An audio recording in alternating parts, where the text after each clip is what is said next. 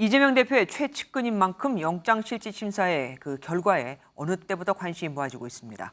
정진상 실장 측은 계속 억울함을 표하고 있는데 도대체 진실은 뭘까요? 법조팀 정태훈 기자와 더 자세히 알아보겠습니다. 정 기자, 정진상 실장은 그동안 모습을 드러낸 적이 거의 없습니다. 이전에 일을 할 때도 점심시간에 혼자 밥을 먹었다라고 할 정도로 모습을 드러내지 않았었는데 어쨌든 오늘 자의는 아니지만 모습을 드러냈다고요? 네, 맞습니다. 일단 정진상 실장의 얘기부터 한번 들어보시겠습니다. 최소한의 균형이 필요합니다.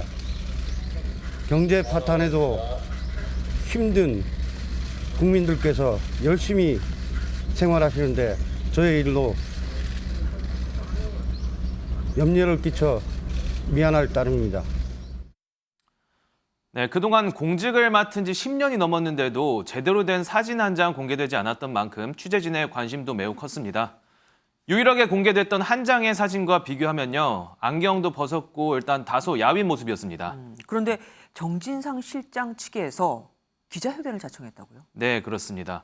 정 실장 측은 이 영장실질심사가 끝나는 대로 기자들 앞에 입장을 밝히겠다고 말한 상황입니다.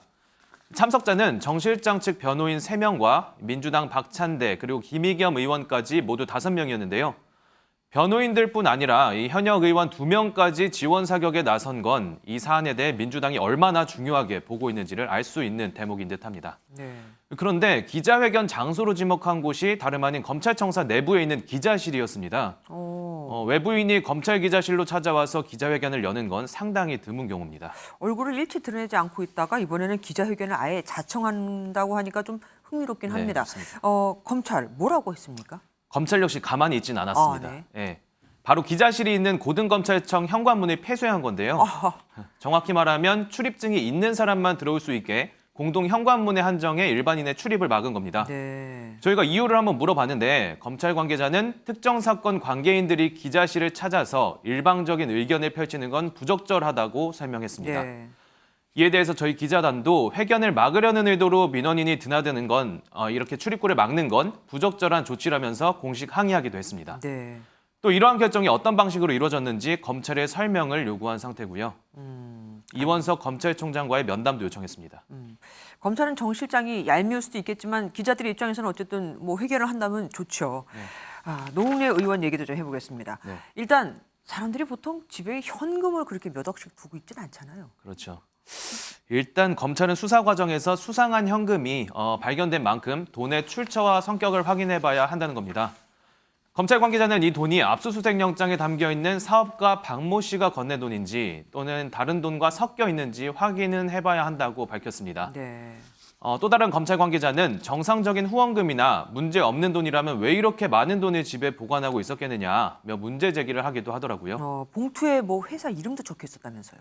네, 그렇습니다. 다만 사실관계 등 앞으로 좀 수사 상황을 좀 봐야 되고요. 네. 노 의원 측에서는 출판 기념회 때 남은 돈과 또 아버님 조의금에 대해 임의로 봉인 조치를 한 것인데 이 없는 죄도 만들어내는 전형적인 검찰의 짜맞추기 수사라고 비판을 했습니다. 또 위법 과잉으로 진행한 압수수색에 대해서는 준항고 절차를 통해 이의를 제기할 것이라고 덧붙였습니다. 예, 계속해서 추적해 주십시오. 네. 정태훈 기자와 함께했습니다. 안녕하세요, 김주하입니다. 공정하고 신속한 MBN 뉴스 유튜브를 통해서도 만나보실 수 있습니다. 특히 더 많은 뉴스와 라이브를 보고 싶으시다면 오른쪽을 눌러서 구독하시면 됩니다. 어렵지 않죠? 빠르고 정확한 뉴스로 계속 찾아뵙겠습니다. MBN 뉴스를 시청해 주신 여러분 고맙습니다.